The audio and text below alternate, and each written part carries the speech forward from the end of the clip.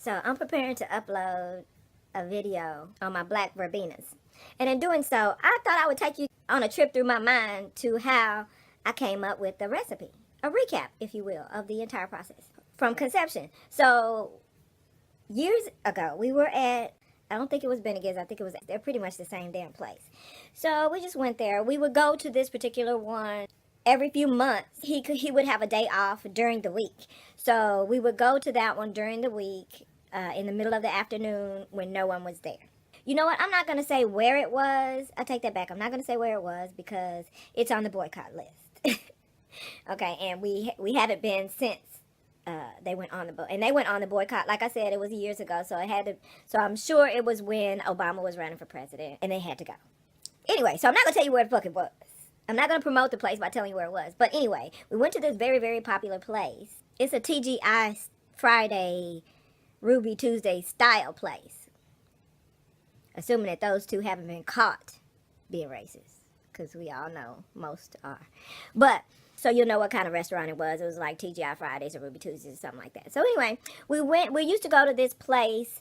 They've since closed, allegedly because of some kind, it's not Chipotle, but some kind of medical scare. I don't know if it was hepatitis or whatever, but anyway, they've since closed, and that's why we were told they were closed. They could have been closed because they're racist, and good Americans were not about that life. And so you went out of business, and so, like I said, at the time, before they outed themselves as racist, we would go there once every several months during the week, approximately. This particular time we went there, and their potato soup was really good too. So Mr. really enjoyed their potato soup as an appetizer, as well as their cheese sticks. He's a cheese sticks. Okay, it's not about that. So with my meals, I would also have the bean for a side dish. I would have the beans, and their beans were so good, and I never could figure out why, because I made black beans all the time, but they didn't have this taste. So this one, so after I had started gardening for a couple of years, and my taste buds got all professional and stuff. I decided that the next time we go to this place, I'm gonna see if I can taste what's in these beans, right? So I got in there and ordered the beans, and I tasted them, and I was like, man, Mother Nature is amazing. Shout out to people who garden. Shout out to culinary special cooks. And shout out to those who do both, who cook with fresh garden vegetables and herbs and fruits and stuff. Really triple shout out to y'all. Y'all are the triple threat. You the real MVP of the triple threats.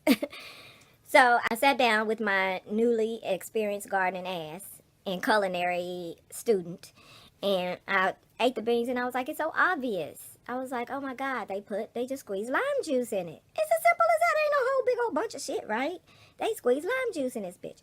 So I went home, and the next time I made black beans, I made them like I always make them with the other seasonings that I use, except I squeezed lime juice in it. Now, the first time I did too much. I didn't think it was possible to do much because I tasted them so well in those particular beans, and they didn't seem to be a hindrance, girl. In fact, I was smashing. Do you hear me?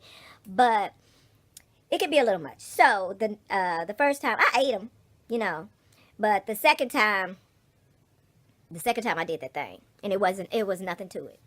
Just squeeze you some lemon juice in there. Lime juice, because that's what it was. There is a difference in those flavors. It was lime juice. Having been that I mastered the art of adding lime juice to my black beans, I had, as mentioned, begun to garden. And in gardening, I had come across what has become my second favorite herb, which is lemon verbena. And you guys know it's like Frank's hot sauce to me. Frank's Red Hot sauce, I put that on everything.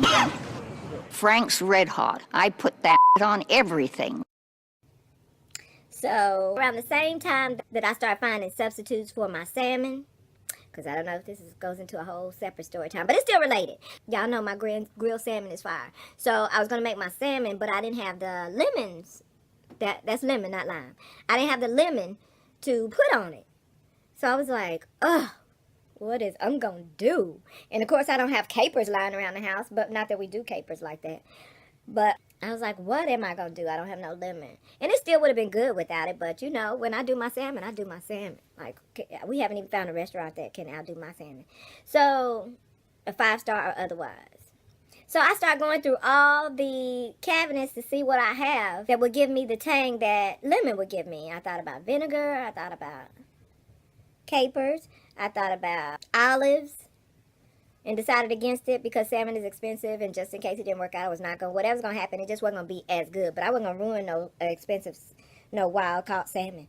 No, spawning ass. No, I'm not going to waste over it on a test, not knowingly. So, girl, I settled on pickle juice. And do you know it worked? You heard it here, folks. You heard it here first, folks. You heard it here first. See, y'all know when I meditated, I'm brilliant. I come up with the most clever things. My brain works. And when that happens and you're already a free thinker, needless to say, I used pickle juice instead of lemon on my salmon.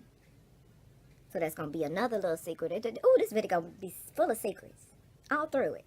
If you was man or woman enough to stick through the whole thing, then you're going to pick up a couple little extra tidbits, because that's how we do over here. So, yeah, I use pickle juice. So, having remembered the time that I successfully substituted pickle juice for lemon juice in my salmon recipe, it occurred to me that although they are different flavors, lemon and lime aren't extremely that far off. And verbena is such that if you were to eat a piece of it, you would even taste, which is why you can make verbena tea, of course. But it actually, you can almost taste the rind of the lemon. And so in considering that rind adds just a touch of tartness, which could give it a limeish tinge, right?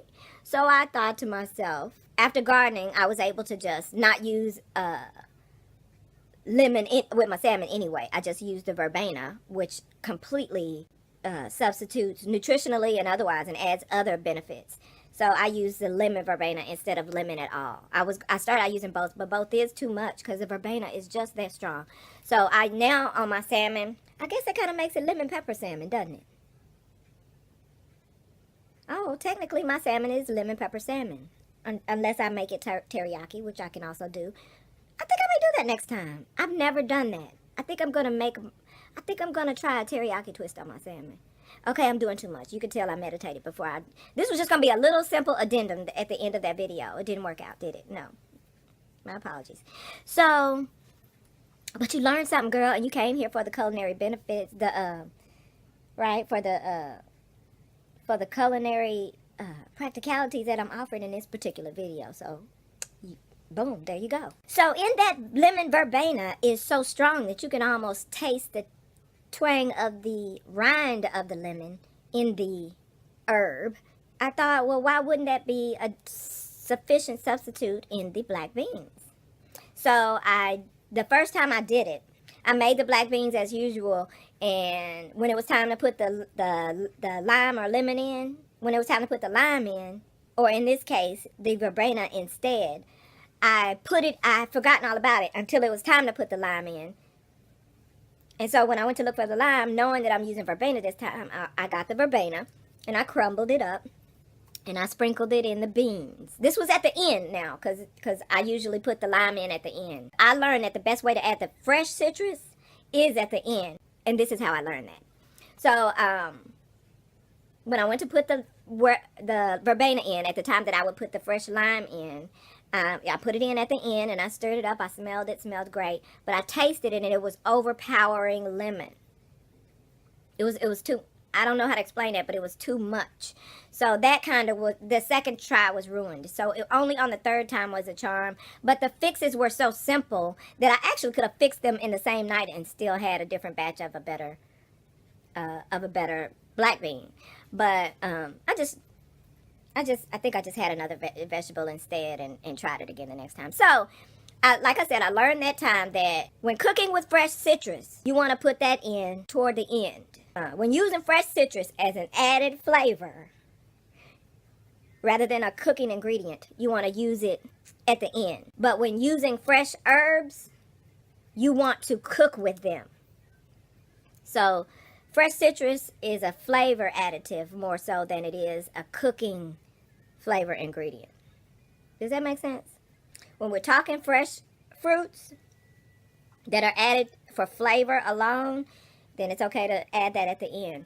When talking herbs that you're actually cooking with as a flavor ingredient, as opposed to just a flavor additive at the end, but a flavor ingredient to infuse through the cooking process, you want to add those as you're cooking.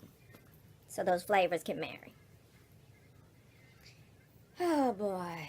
I tried not to sound meditative when I did this particular addendum, but obviously I'm just going to make this thing a whole separate video of its own because it really lasted way too long. You can just get the basic instructions in the previous video, and this one will just be for those who dig me enough to sit through it. And you'll come away with some little extra tidbits.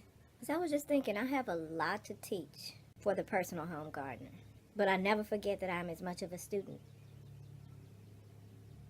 as I am a teacher. And that's the reason why I always let you guys know the details of my mistakes. Because I get why people say everyone makes mistakes and mistakes are good. You got to learn, and you build from mistakes. All that's true.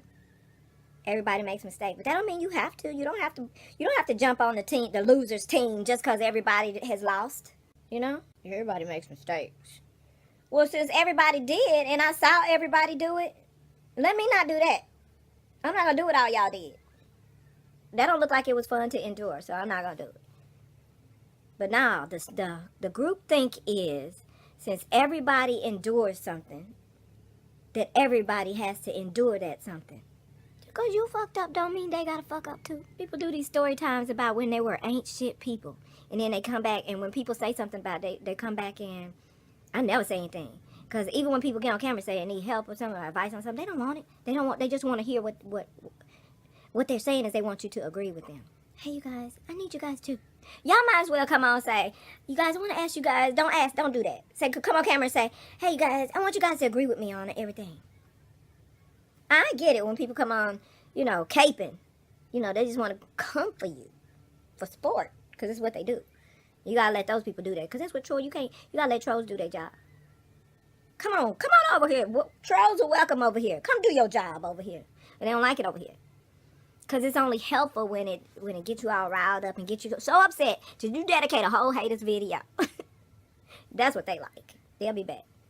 They don't like me too much. They shouldn't know.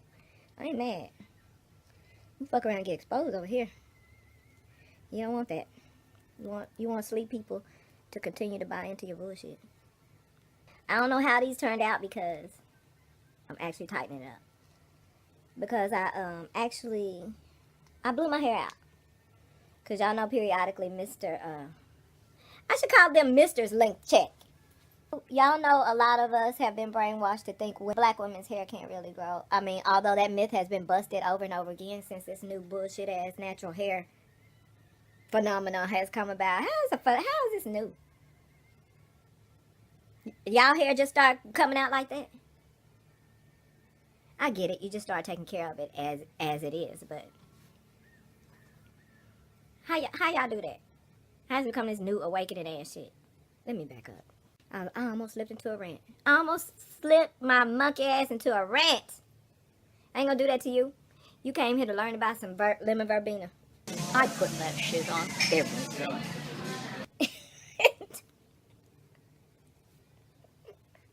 I love y'all.